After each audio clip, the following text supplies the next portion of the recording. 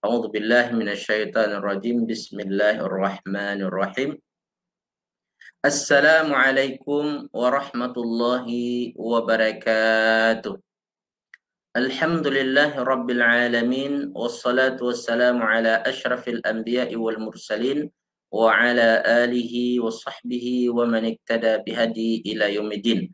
Allahumma ya fattah, Allahumma ya alim, Allahumma ya khabir, Allahumma ya mubdi, Allahumma ya mu'id. اللهم افتح علينا فتوح العارفين وافتح علينا حكمتك وانشر علينا من خزائن رحمتك يا أرحم الراحمين.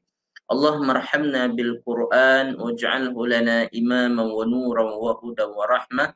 اللهم ذكرنا منه ما نسينا وعلمنا منه ما جهلنا وارزقنا تلاوته آناء الليل وأطراف النهار واجعله لنا حجة يا أرحم الراحمين. Subhana rabbika rabbil izzati amma wasifun wa salamun alal mursalin walhamdulillahi rabbil alamin. Puji syukur kita kehadrat Allah Subhanahu wa taala atas pelbagai limpahan rahmat dan karunia pada kita semua.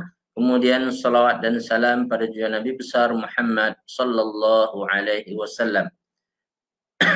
Baik, saudara fillah yang kasih sekalian, kita sambung perbincangan kita terhadap surah An-Nahl, yang mana kita pada pertemuan lepas berhenti pada ayat 77, makanya kita akan bincangkan hari ini ayat 78 dan kita akan baca sampai ayat 79. Nampaknya kita hanya mampu untuk membincangkan dua ayat pada setiap pertemuan. Saya rasa cukup tuan-puan, tak perlu kita banyak-banyak, yang penting kita dapat manfaat daripadanya. Baik, mari kita baca terlebih dahulu ayat-ayat ini dan sila tuan-puan baca masing-masing di rumah tuan-tuan puan-puan yang kasih sekalian. A'udzu billahi minasyaitonir rajim. Bismillahirrahmanirrahim. والله أخرجكم من بطون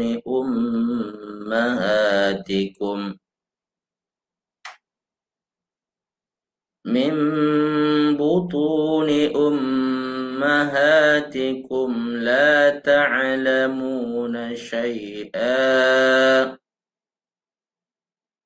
وجعل لكم السمع والأبصار والأفئدة لعلكم تشكرون ألم يروا إلى الطير مسخرات في جو السماء ما يمسكهن إلا الله إن في ذلك لآيات لقوم يؤمنون صدق الله العظيم. Terjemahannya, dengan menyebut nama Allah yang Maha Pemurah lagi Maha Penyayang. Dan Allah mengeluarkan kamu dari perut ibumu dalam keadaan tidak mengetahui sesuatu pun. Dan Dia memberimu pendengaran, penglihatan dan hati nurani agar kamu bersyukur. Tidakkah mereka memperhatikan burung-burung yang dapat terbang di angkasa dengan mudah? Tidak ada yang menahannya selain Allah. Sungguh pada yang demikian itu benar-benar terdapat tanda-tanda kebesaran Allah bagi orang-orang yang beriman.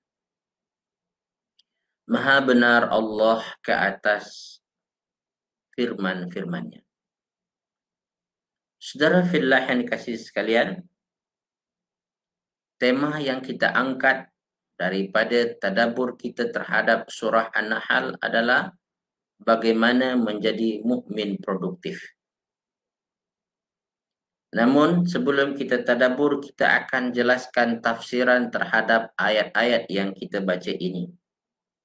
Maka pada perbincangan lepas Allah Subhanahu wa taala menunjukkan kepada kita dua perumpamaan, yang mana perumpamaan itu ada dikaitkan dengan Allah dan boleh juga dikaitkan dengan orang beriman dan orang-orang yang ada di sekeliling kita. Orang yang bermanfaat dan orang yang tidak bermanfaat.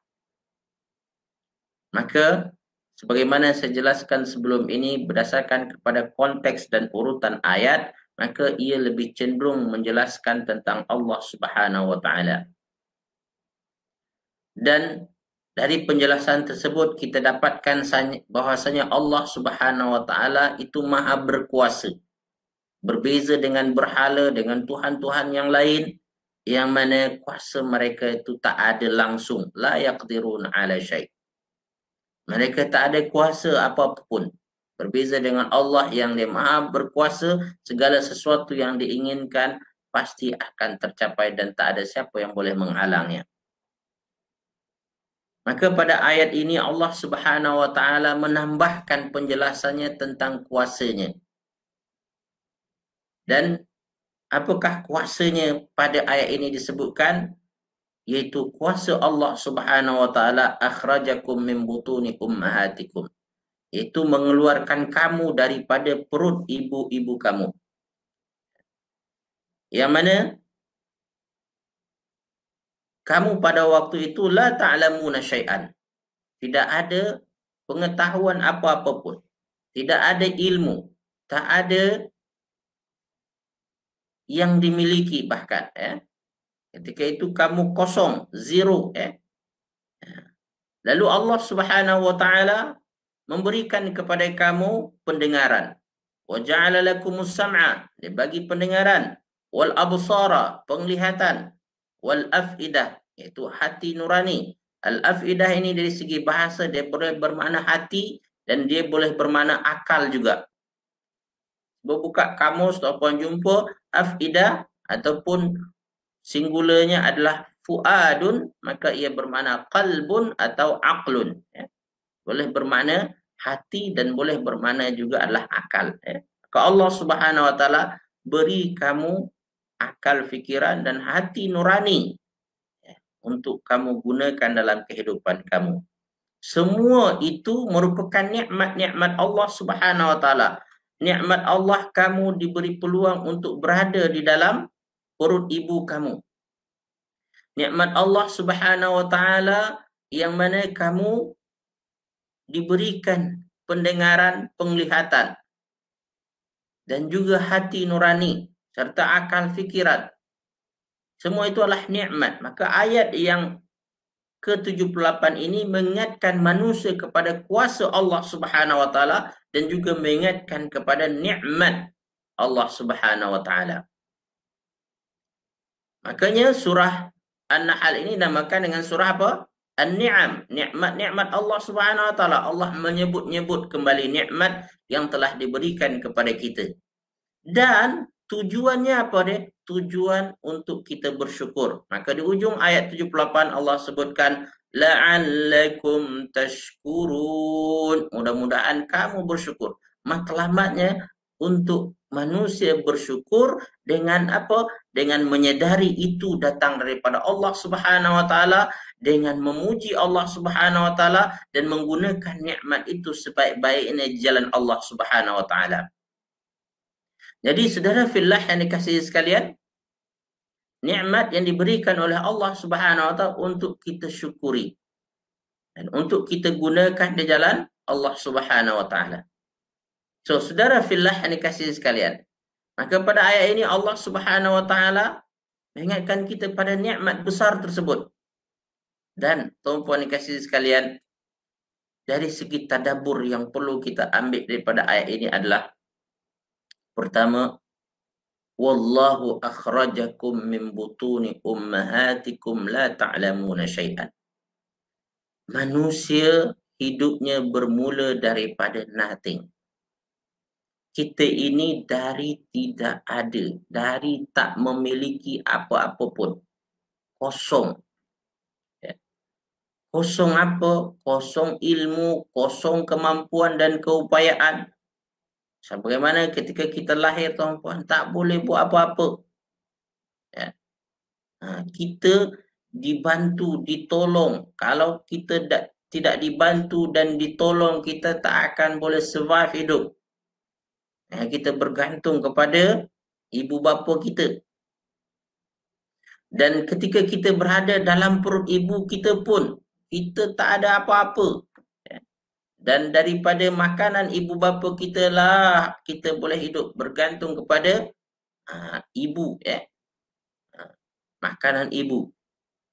So, saudara fillah yang dikasihi sekalian, kita perlu ingat bahawasanya kita dari tidak ada, from nothing. Kita bermula daripada nothing. Nothing dari segi penciptaan, sebagaimana disebutkan oleh Allah dalam surah Al-Insan, kan?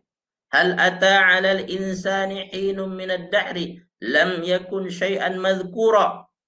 Tidakkah pernah datang kepada manusia satu masa dahulu yang mana dia tidak disebut langsung, tak ada lagi. Itulah pada zaman bila tu, sebelum kita lahirlah, tak ada lagi. Lalu Allah Subhanahu Wa Taala ciptakan kita dan dimasukkan ke dalam rahim ibu kita, bertempat di rahim ibu kita, dan kita merasakan betapa kasih sayangnya ibu kita. Dinamakan rahim, diambil daripada rahmat Allah dan daripada nama Allah Ar-Rahim. Dan saudara fillah ni kasih sekalian, kita dikeluarkan. Siapa yang mengeluarkan? Itu Allah Subhanahu Wa Taala. Pada asasnya manusia keluar daripada ibunya, dari perut ibunya, itu daripada kuasa Allah Subhanahu Wa Taala. Pada sebelum ini, tuan-puan, orang tak akan lahir melainkan memang dah sampai due dia, kan. Berbeza sekarang, tuan-puan, adanya ikut campur doktor, kan.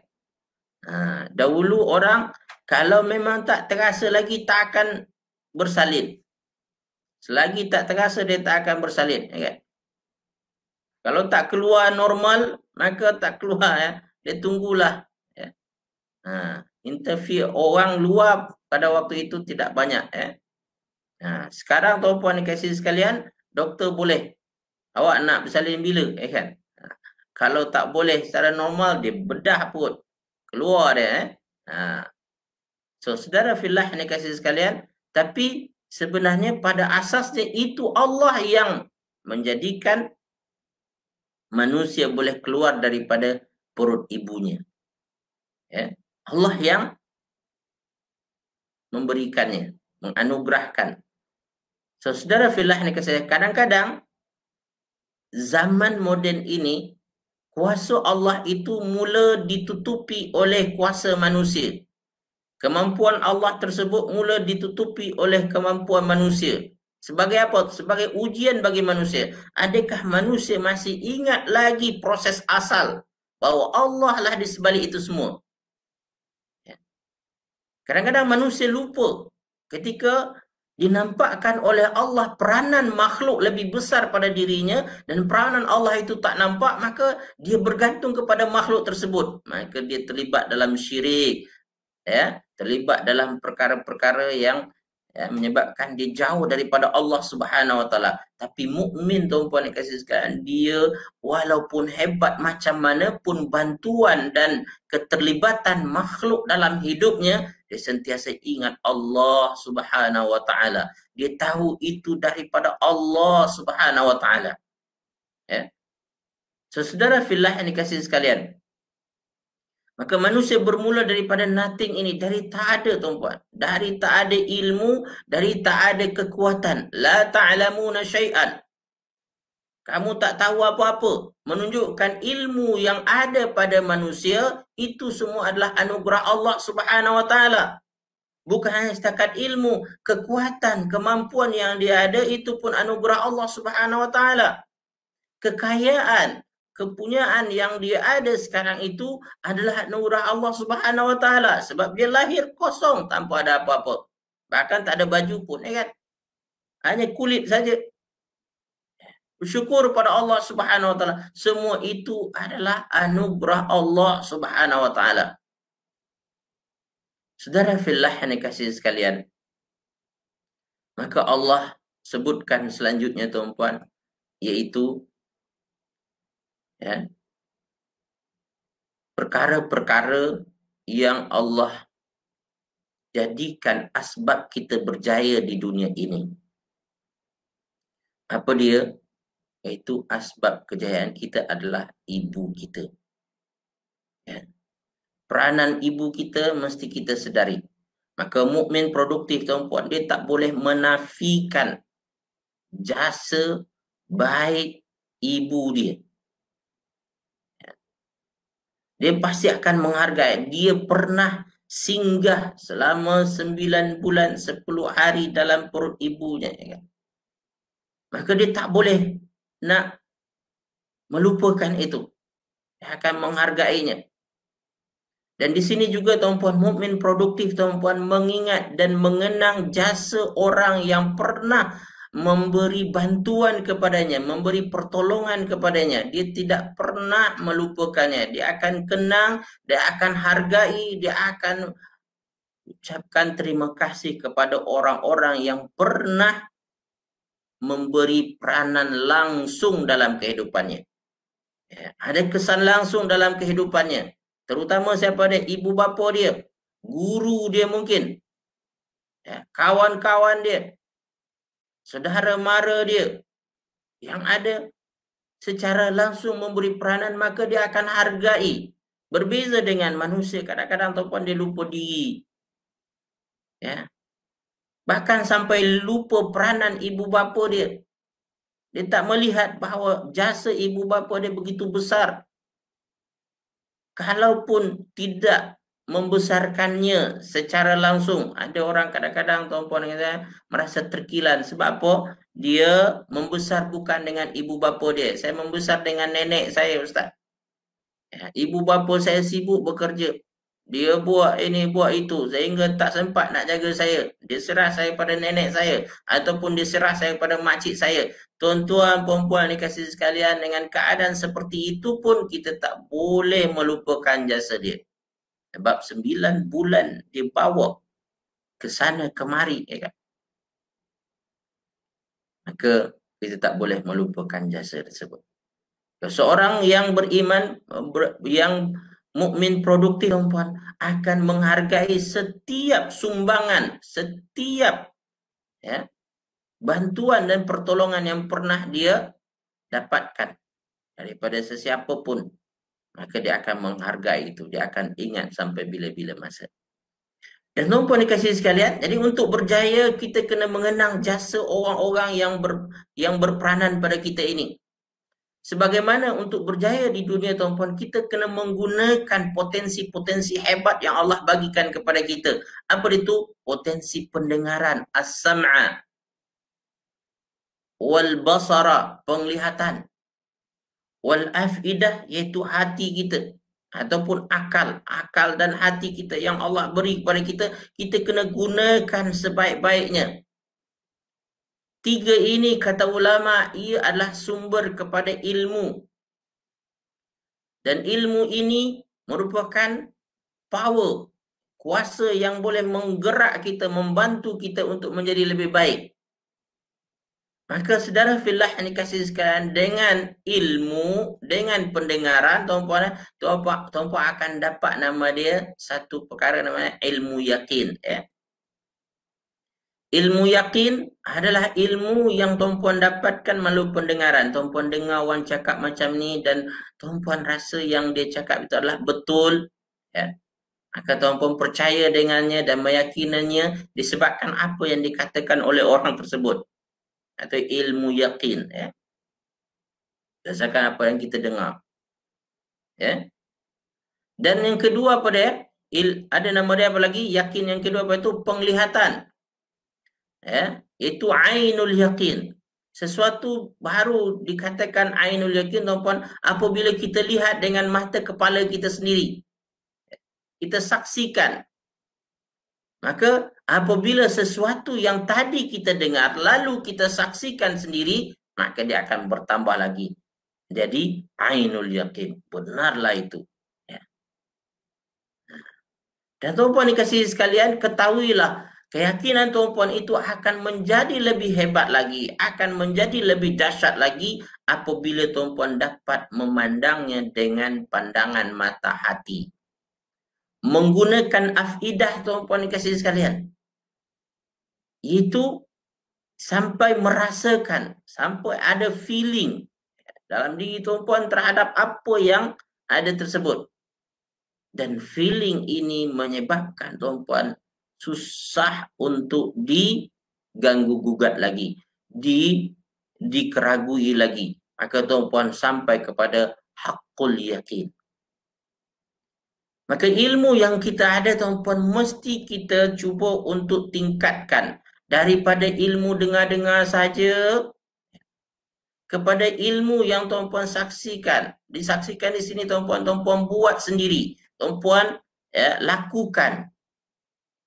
Dan untuk melakukan itu tidak cukup sekali tuan-puan. Tuan-puan perlu lakukan berulang-ulang kali dan tuan-puan cuba untuk serap dia masuk dalam hati tuan-puan sampai ada rasa, ada feeling terhadap apa yang tuan-puan lakukan itu sehingga tuan-puan mencapai yang namanya haqqul yaqin. Tuan-puan merasa yakin. Ilmu rasa inilah tuan-puan, ilmu yang akan menjadi kekal dengan kita.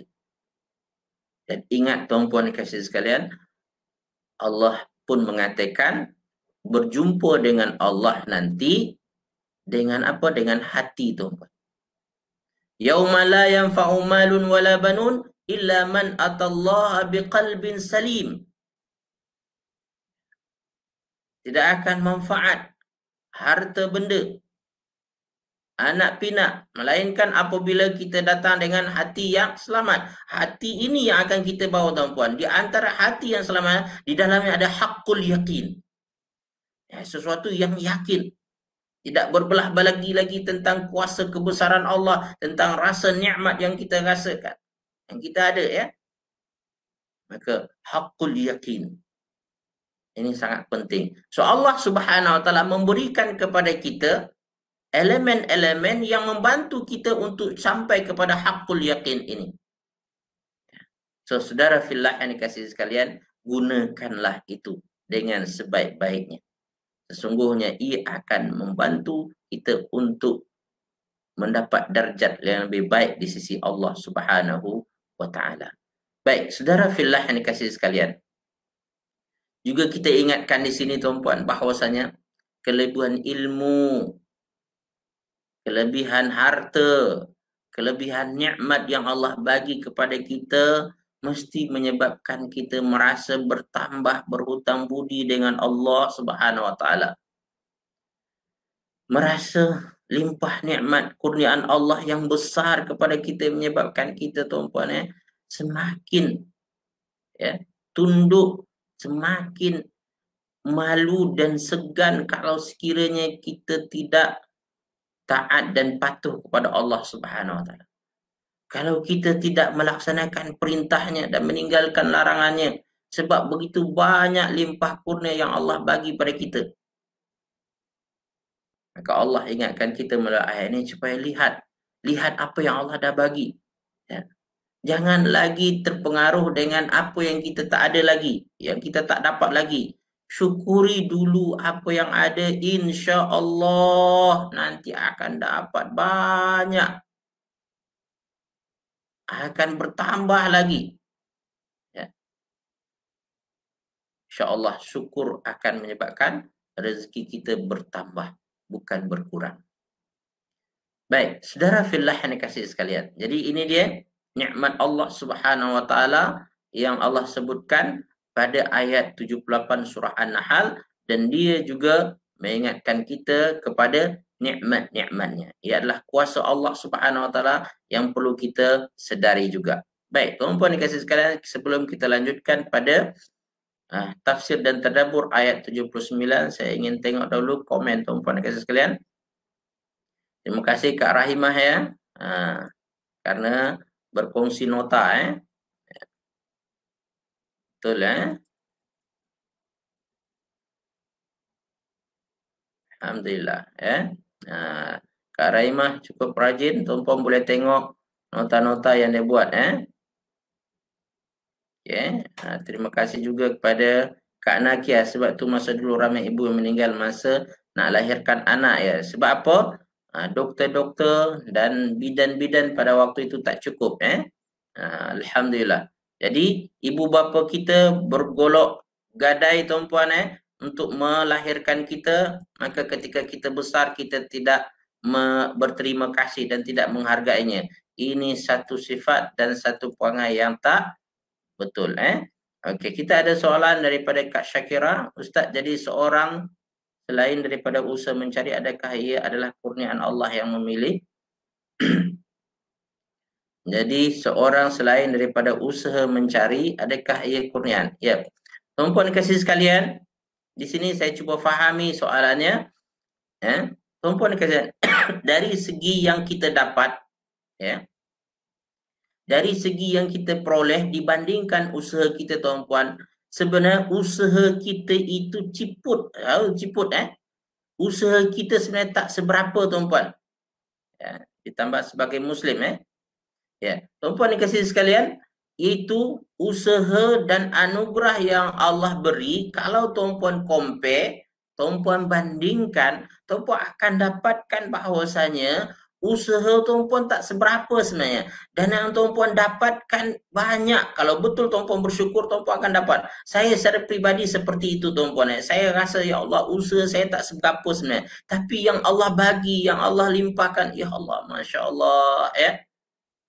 Makin segan rasanya saya untuk menderhakai Allah Subhanahu Wa Taala, untuk membelakangi perintah-perintahnya tuan-puan. Sebab saya tahu usaha saya tak maksimum. Usaha baru sedikit sepertinya, tapi dah diberi oleh Allah begini begitu. Jadi kalau orang bersyukur tuan-puan, dia akan nampak nanti betapa pertolongan Allah itu sangat besar. Maka syukuri dulu, lihat dulu. InsyaAllah Allah akan tambahkan nanti, Allah akan berikan sebanyak-banyaknya kepada kita rezeki yang kita tak sangka-sangka Jadi kebanyakan memang dalam hidup kita kurniaan Allah Subhanahu Wa Taala. Usaha kita ini hanyalah syarat saja. Hanyalah salah satu cara Allah nak bagi lebih lagi. Masing-masing kita ada dah ketetapannya, ada dah rezekinya. Tetapi kamu nak lebih, kamu kena berusaha. Itu kata Allah dalam ayat wabtaghu min fadlillah. Kamu berusahalah mencari kurniaan Allah Subhanahu Wa Taala. Kita pernah bincang tuan-puan, dari rezeki sebenarnya kita dah dapat, tetapi kurniaan Allah itu kena cari. Jika Allah tidak bagi ilham kepada saya, tidak mungkin dengan usaha saja. Mungkin saya seorang Muslim. Betul Ustaz. Jika Allah tidak bagi ilham pada saya, pada asasnya bermula dengan ilham, bermula dengan hidayah Allah Subhanahu Wa Taala. Ingat, itulah sebenarnya pemberian Allah yang besar. Kita dah bincang sebelum ini bahawa kita ada nikmat nikmat hissi dan ada nikmat maknawi. Nikmat maknawi itu di antara yang perkara dan penting adalah iaitu nikmat hidayah ataupun nikmat ilham. Di antaranya adalah dalam bentuk ilham, kan? Allah berikan kepada kita sehingga kita berbuat sesuatu, sehingga kita memilih sesuatu. Dengan itu kita akan merasa bahawasanya nikmat Allah Subhanahu Wa Taala sangat besar yang kita. Ustaz, bagaimana cara untuk balas jasa ibu setelah ibu meninggal? Tuan-tuan puan-puan dikasihi sekalian, caranya adalah jadilah seorang yang soleh. Jadilah seorang yang soleh, seorang yang taat, seorang yang melaksanakan perintah Allah, meninggalkan larangan Allah Subhanahu Wa Taala. Sesungguhnya dengan menjadi seorang yang soleh tersebut akan membuahkan hasil yang akan dikutip oleh ibu bapa kita yang sudah meninggal. Seorang yang soleh pasti akan melakukan kebaikan. Setiap kebaikan itu akan mengalir kepada ibu bapanya. Sebagaimana dia dapat pahala, ibu bapa dia akan dapat. Dan seorang yang soleh pasti tidak akan lupa mendoakan ibu bapanya. Dia akan rajin berdoa. Setiap doa yang dia ungkapkan, yang disebut tersebut pun sampai kepada ibu bapanya. Ada dah hadis Nabi kan? Setiap amalan manusia akan terputus apabila dia dah meninggal, kecuali daripada yang 3. Sedekah jariah, ilmu yang bermanfaat, dan anak soleh. Dalam riwayat ditambahkan, yad'u lahu, berdoa untuk dia. Jadi oleh itu, be a mukmin produktif.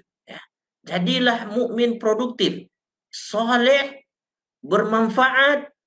InsyaAllah ibu bapa kita akan bahagia, ibu bapa kita akan seronok di alam sana, tuan-tuan. Maka fokus untuk itu. Fokus menjadi seorang yang soleh dalam kehidupan kita ini dan produktif kalau boleh. Kak Syakira, lahir seorang mukmin, lahir seorang muslim daripada sudah tentunya kurniaan dan daripada orang biasa dan lebih daripada. Ya, pada asasnya tuan-puan, ketika kita lahir daripada ibu bapa muslim, itu sudah satu kurniaan yang besar bagi kita. Sebab apa? Jalan kita untuk menjadi seorang mukmin itu lebih mudah. Tetapi seringnya manusia mensia-siakan kurniaan tersebut. Take for granted, ya.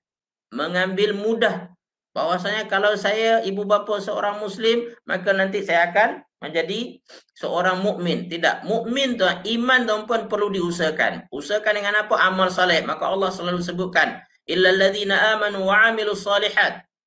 Islam boleh kita dapatkan daripada ibu bapa kita, tetapi iman tidak akan didapatkan melainkan dengan usaha kita. Ya. Dengan amal soleh kita. Maka berusahalah, ya. Jadi kalau sekiranya orang itu lahir daripada ibu bapa bukan Islam dan dia menjadi seorang muslim dan kemudian dia beriman, tuan-puan, maka usaha tersebut akan lebih hebat dan besar lagi ganjarnya di sisi Allah Subhanahu wa taala. Baik, itu dulu saya komen daripada soalan tuan-puan. Saya akan lanjutkan pada ayat yang selanjutnya. Saudara fillah yang dikasihi sekalian, pada ayat yang ke-79 Allah Subhanahu wa taala mengajak kita untuk menghayati nikmat Allah selanjutnya dan kuasa Allah selanjutnya, iaitu kuasa Allah pada makhluknya, terutama pada burung. Maka Allah Subhanahu wa taala mengajak kita, alam yarau ila tayri musakhkharatin fi jawis sama. Ya. Tidakkah mereka memperhatikan? Jadi pada asal ayat ini ditujukan kepada orang-orang kafir Quraisy, ya, yang mana mereka menafikan kuasa Allah Subhanahu wa taala, mempercayai kuasa selain Allah Subhanahu wa taala. Maka Allah Subhanahu wa taala mengajak mereka, alam yarau ila tayri musakhkharatin fi jawis sama. Tidakkah mereka melihat bagaimana burung itu boleh terbang dengan bebas di udara, di angkasa, ya. Dia dapat terbang. Ma yumsikuhunna illa rahman. Ya. Tidak ada yang dapat menahannya daripada terbang itu melainkan Allah. Arti kata dia tak akan jatuh melainkan Allah izinkan dia jatuh. Ya. Jarang burung terbang, ya kan? Jatuh. Ya. Kalau dah terbang tersebut, maka itulah saat yang paling bahagia bagi burung, tuan-tuan. Ya. Dia dapat pergi ke mana-mana. Ya, terbang. Bahkan di antara burung tersebut boleh terbang beratus-ratus, bahkan beribu-ribu batu, ya kan, kilometer. Ini kebesaran Allah Subhanahu wa taala. Jadi ayat ini dari segi tafsir, tuan-puan, menjelaskan kuasa Allah. Maka Allah mengajak manusia untuk melihat burung supaya nampak kekuasaan dan kebesaran Allah Subhanahu wa taala. Dan kalau kita ingat, tuan-puan dan sekalian, ayat ini hampir sama dengan firman Allah dalam surah Al-Mulk. Surah Al-Mulk. Al-Mulk mana kekuasaan Allah Subhanahu wa taala. Dan kita disuruh untuk membaca dan mengamalkan surah Al-Mulk setiap malam, ya kan? Sebab dengan itu kita merasakan kuasa dan kebesaran Allah Subhanahu wa taala. Saya kalau dalam sesi tadabbur surah Al-Mulk, tuan-puan, akan menitik beratkan, tuan-puan, tentang merasakan kuasa Allah ini. Dalam hidup kita ini, tuan-puan, kita sekarang ini kuasa Allah itu macam, tuan-puan, dia nisbi. Nisbi ini, tuan-puan, sangat relatif. Ya, kuasa Allah itu tak begitu nampak ketara, ya kan? Yang kita nampak adalah kuasa makhluk. Ya. Nah, maka orang beriman tuan-tuan, dia nampak kuasa Allah setiap hari dalam kehidupan dia ini. Peranan Allah itu yang nampak. Bagi orang yang tidak beriman tuan-tuan, kuasa makhluk ini yang nampak bagi dia. Maka untuk mengingatkan kita kepada kuasa Allah yang tak nampak tersebut, Rasulullah SAW suruh kita untuk baca surah Al-Mulk. Maka dalam surah Al-Mulk di antaranya kita disuruh untuk di antaranya mengandungi firman Allah Subhanahu wa taala yang merupakan gesaan juga untuk kita memperhatikan burung. Awalam yarau ila at-tayri fawqahum صافات ويقبض ما يمسكهن إلا الرحمن. Nah, sama juga. Tidakkah mereka memperhatikan kepada burung yang berada di atas mereka? Fauqahum. Safat. Nah, membuka sayapnya, terbang, ya kan? Wa yaqbidna, dan ada masanya dia ketupkan sayapnya. Tapi dalam ayat ini kalau tuan-puan kaji dari segi bahasanya tuan-puan iaitu terbang, membuka sayap itu diungkapkan dalam bentuk isim safat, yang menunjukkan ini adalah sifat asalnya, itu dia terbang, ya. Terbang itulah membuka sayap, itu adalah kebiasaan utama daripada burung. Wa yaqbidna, dan dia katupkan tuan-puan, dia tutup ataupun dia lekatkan sayap dia tersebut hanya pada waktu tertentu saja. Bila dia tuan-puan satu adalah apabila dia nak landing, ya kan, kerana dia katup, ataupun tuan-puan ketika dia berehat, dia tutup, ya. Wa yaqbidna, ini menunjukkan tuan-puan bahawasanya burung pada asalnya adalah suka terbang dan berhenti untuk berehat saja, dan dia mengatupkan sayapnya untuk apa dia tu? Untuk berehat saja, ya. Sama juga di ujung ayatnya Allah Subhanahu wa taala mengatakan ma yumsikuhunna illar rahman. Tiada yang dapat menahan burung-burung tersebut melainkan Allah yang Maha Pemurah, ya. Baik, saudara fillah yang dikasihi sekalian. Jadi Allah Subhanahu wa taala pada ayat kita ini, kalau kita gabungkan tuan-puan surah An-Nahl ayat 79 dengan surah Al-Mulk ayat 19 tadi, maka kita akan dapatkan beberapa perkara yang disebutkan oleh Allah tentang burung, ya. Pertama tuan-puan sekalian, burung itu adalah musakharat, ya. Dia dapat terbang itu disebabkan dimudahkan oleh Allah Subhanahu wa taala, ditundukkan baginya alam ini ataupun udara sehingga dia dapat terbang. Allah yang memudahkan. Dalam bahasa Arab tahu musakharat, ada dimudahkan, ditundukkan baginya sehingga dia dapat terbang, teman-teman. Ya. Jadi dia mudah. Dan kedua tuan-puan dikasihi sekalian, disebutkan tentang burung juga adalah bahawa ia terbang bebas. Dia bebas, pada asalnya dia bebas. Melainkanlah tuan-puan tangkap, tuan-puan masukkan dalam sangka, ya kan? Dalam rumah, dalam itu. Tuan-puan kurung dia. Tetapi pada asalnya burung itu adalah makhluk Allah yang terbang bebas, ya. Yang ketiga tuan-puan diungkapkan bahawasanya burung itu mengepakkan sayap dan mengatupkannya. Dan mengepakkan sayap itu adalah asas, dan mengatupkannya itu dalam keadaan tertentu seperti berehat ataupun dia nak landing. Dan yang keempat tuan-puan disebutkan hanya Allah yang dapat menghalangnya daripada terbang. Saudara fillah yang dikasihi sekalian, dalam sebuah hadis sahih diriwayatkan oleh Imam Muslim tuan-puan, Rasulullah SAW pernah bersabda, ya. Kata Rasulullah SAW, yadkhulul jannata aqwamun afidatuhum mithlu afidatit tayr. Akan masuk syurga nanti kaum-kaum, golongan-golongan yang hati mereka itu seperti hati burung. Dalam arti kata di sini tuan-puan kasih sekalian, yang akan masuk syurga nanti sifat mereka, sifat hati mereka seperti sifat hati burung. Maknanya burung di sini tuan-puan diumpamakan sebagai seorang muslim juga. Hati burung, hati seorang muslim. Bagaimana hati burung tuan-puan ya? Hati burung adalah hati yang bertawakal kepada Allah Subhanahu wa taala.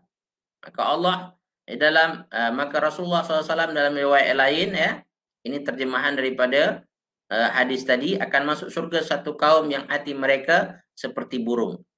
Bagaimana hati burung tersebut tuan-puan ya? Itu hati yang bertawakal seperti yang diriwayatkan oleh hadis riwayat Imam Tirmizi tuan-puan, seandainya kalian bertawakal kepada Allah dengan tawakal yang sebenar-benarnya, kalian pasti diberi rezeki sebagaimana burung diberi rezeki. Nah, jadi burung ini di antara yang kuat tawakalnya kepada Allah Subhanahu wa taala.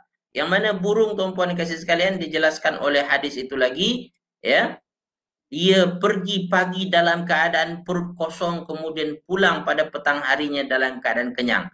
Ini menunjukkan bahwasanya ya, burung tidak takut lapar. Mukmin pun tuan-puan tidak takut lapar. Dan burung tuan-puan setiap pagi dia akan keluar dari rumahnya. Seperti itu juga mukmin tuan-puan, dia akan berusaha. Ingat tuan-puan, kita membincangkan tentang karakter mukmin produktif.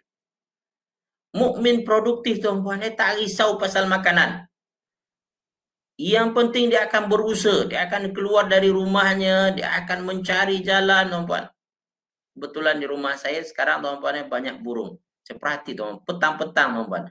Petang-petang saya nampak tuan-puan, burung ini ada je lah dekat mulut dia tu, dekat paruh dia tuan-puan makanan. Masya Allah. Ya.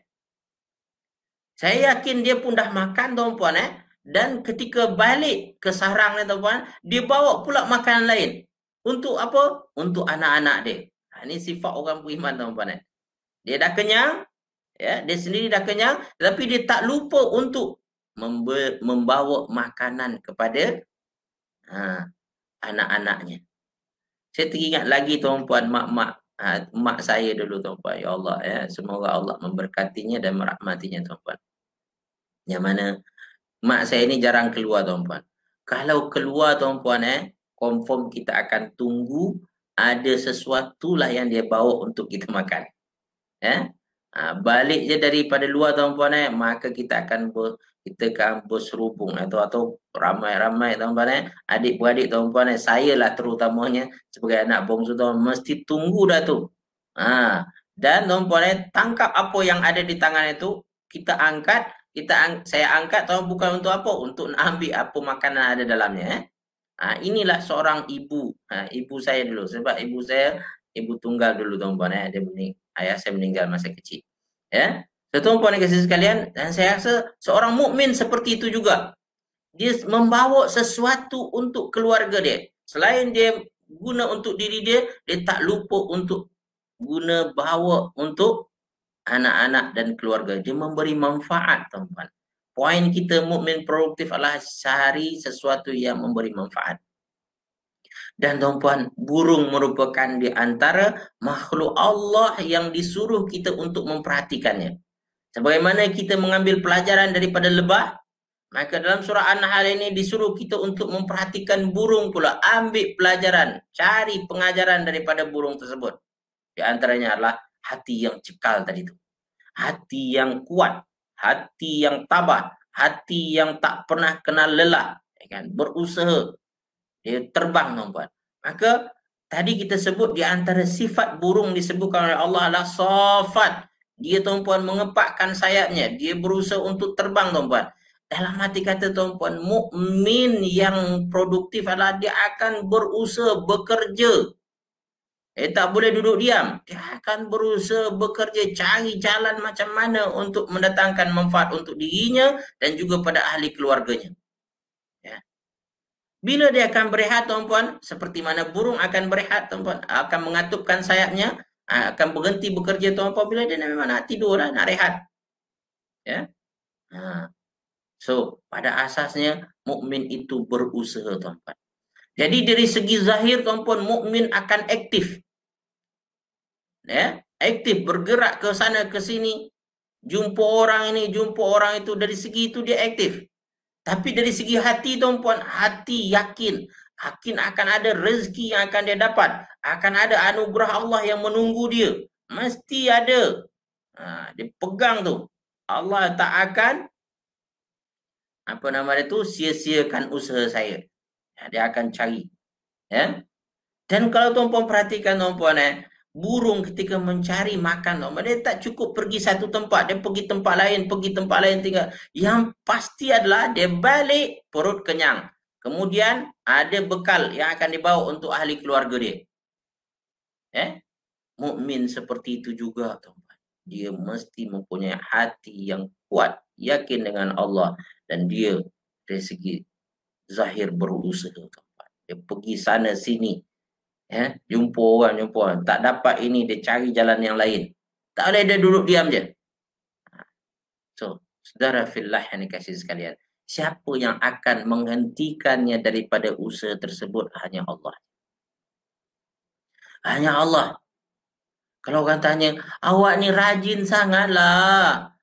Ya, awak kan semua dah ada dah. Ini kadang-kadang tuan-puan kita akan di dikomen oleh orang bahwasanya awak semua kan dah ada, kenapa nak buat lagi? Ini tuan-puan kena ingat tuan-puan, mukmin dia berusaha bukan untuk kaya. Ini kalau ramai orang kan sekarang ni awak kena bekerja untuk kaya. Supaya kaya nanti awak goyang-goyang kaki je kan. Awak tak payah kerja lagi dah. Tuan-puan yang kasih sekalian, ini bukan sifat utama orang mukmin. Orang mukmin dia miskin, dia rajin, dia kaya, dia lagi rajin, tuan-puan. Lagi dia berusaha. Sebab targetnya bukan harta, tetapi adalah usaha dia tadi tu sebagai pengabdian dia kepada Allah Subhanahu Wa Taala. Usaha dia adalah sebagai ibadahnya kepada Allah Subhanahu Wa Taala. Sebagaimana tuan-puan ketahui bahawasanya salat ataupun ibadah burung, bagaimana tuan-puan? Ibadah burung adalah dengan terbang tadi tu. Mengatukkan sayap dia, mengepakkannya. Nah, burung-burung ada solat tak? Ada ibadah tak? Ada. Ibadahnya usaha dia tadi tu. Mukmin pun seperti itu juga. Usaha kita adalah ibadah. Ikhtiar kita dalam kehidupan kita untuk mendapatkan rezeki, untuk mendapatkan kehidupan yang lebih baik, itu adalah ibadah. Ya. Dengan syarat hati kita tak lupa kepada Allah Subhanahu. Hati kita selalu ingat Allah Subhanahu. Kita yakin ini merupakan tanggungjawab kita, kewajipan kita, dan Allah dah bagi kepada kita nikmat yang banyak, tuan-tuan. Saudara fillah yang dikasihi sekalian, jadi banyak pelajaran yang kita dapatkan daripada burung, tuan-tuan. Burung secara umumnya, dan nanti ada lagi jenis-jenis burung, ya kan? Ada burung ini tuan-puan akan dapatkan pelajaran lain.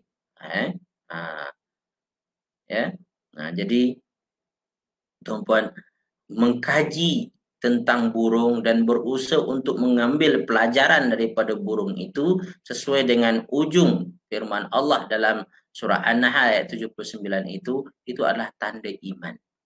Inna fi dzalika laayat.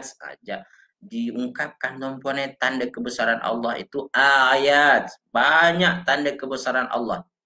Inna fi dzalika laayatil liqaumin yu'minun. Bagi kaum yang beriman, maka dia akan dapat pelajaran pengajaran yang banyak daripada burung ini. Saudara fillah yang dikasihi sekalian, nak bincangkan tentang kelebihan burung, tuan-puan, banyak juga sebenarnya, ya. Di antaranya ada burung yang jenis terbang, ya kan, berbatu-batu itu, yang hidup pada musim sejuk di kutub utara dan nanti pindah kepada kutub selatan yang jaraknya beribu-ribu batu. Tapi burung ini biasanya akan terbang secara berjamaah, berkumpulan, dan membentuk huruf V, ya kan? V seperti itu. Ya. Yang mana pada waktu terbang tersebut yang di depan ini akan ketua dia. Dia akan pandang, ya kan? Pemandu lah boleh dikatakan, akan terbang, tuan-puan, Nanti kalau dia penat, dia tarik belakang, dia pergi belakang pula. Yang lain maju ke depan. Ya. Ini burung tuan-puan kesana. Nak menunjukkan bahawasanya tuan-puan kita belajar, orang yang di depan ni tuan-puan satu hari dia akan penat. Dia akan pergi ke belakang. Jadi dalam hidup kita ini tuan-puan, ketika kita jadi pemimpin, satu hari kita akan penat tuan-puan. Tak akan terdaya. Ya. Bahkan kita akan tarik diri kita. Maka oleh itu, kita kena sedar. Ketika kita memimpin, satu hari kita akan meninggalkan kepimpinan kita itu, kita akan jadi orang biasa balik. Sebagaimana kita jumpa tuan-puan dan sekalian, kalau saya dekat taman tu ni kan, kebanyakan ya, pegawai-pegawai kerajaan yang mereka itu ketua pengarah dahulu, ya kan. Dah pension, jadi orang biasa.